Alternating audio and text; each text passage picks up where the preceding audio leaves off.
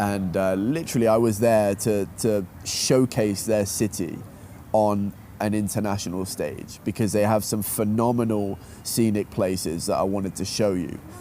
And then it wasn't until that point that about half an hour after telling them that, they made a few calls and they seemed to change their tune a little bit. I can only make presumptions about why they changed their tune a little bit, but it did seem very weird. So about half an hour later, they agreed to let us in only if the person from the hotel we had booked will come to pick us up and confirm that we are staying at this hotel.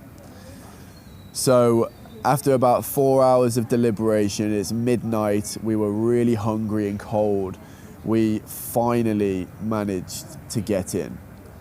And we were just so relieved. We were so relieved.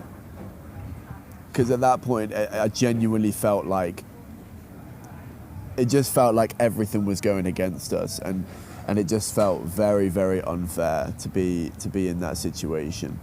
And we just felt it so unwanted, and we felt like such outsiders.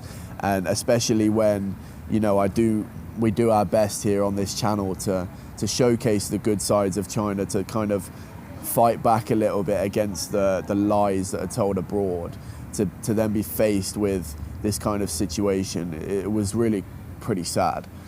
But anyway, at that point, we were in, we got a good night's rest, we slept on it, and you know, we were able to travel the city and see things and make videos, and it was a good time. The weird part about it all is just the fact that things can be so different between two different cities that are quite close together. So we go to Wuhan, no problems at all. Sometimes they don't even care to check your health code when you're coming in, or your test result. They might check your health code, but maybe not your test result.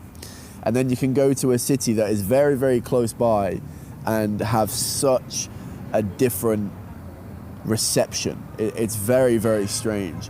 And this has been the worst case yet, but we have had a couple of other cases in different cities that have been similar. It always tends to be the smaller cities because there's local government and local regulations there that they might do things differently to, you know, other cities in the same province. It's not kind of nationalized. It's all different in different provinces. Whenever we go to the big cities, I've never had a problem. It tends to just be the smaller cities. So I think from now on, I'm going to avoid as much as I can visiting these kinds of places because it's really, really tough at the moment being a foreigner in smaller cities. Now, the point of this video is not to spread anger or hatred. As you can see, I'm very calm about this situation during the video. You know, that's why I kind of waited a few weeks to make it, because I didn't want to come across as entitled or anything like that. But yeah, I just wanted to use the platform that we have to sort of spread awareness about this, and hopefully we can sort of prevent it from happening in the future, because I'm sure even many Chinese people watching will probably be quite, you know, sorry that this has happened to us, because yeah, in many of the places around China, this wouldn't have happened. You know, as I said before, in the big cities, there's never been a problem. It's just, you know, some places with local policies and regulations that are not being sort of addressed on a wider scale. And it only affects a very, very small amount of people. So in some ways, I feel it gets overlooked.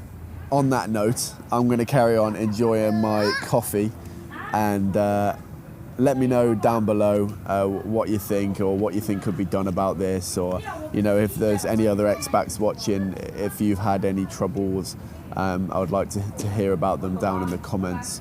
But yeah, watch out for the next video. It'll be a bit more lively and light-hearted than this one, but we will see you in the next one. For now, take care.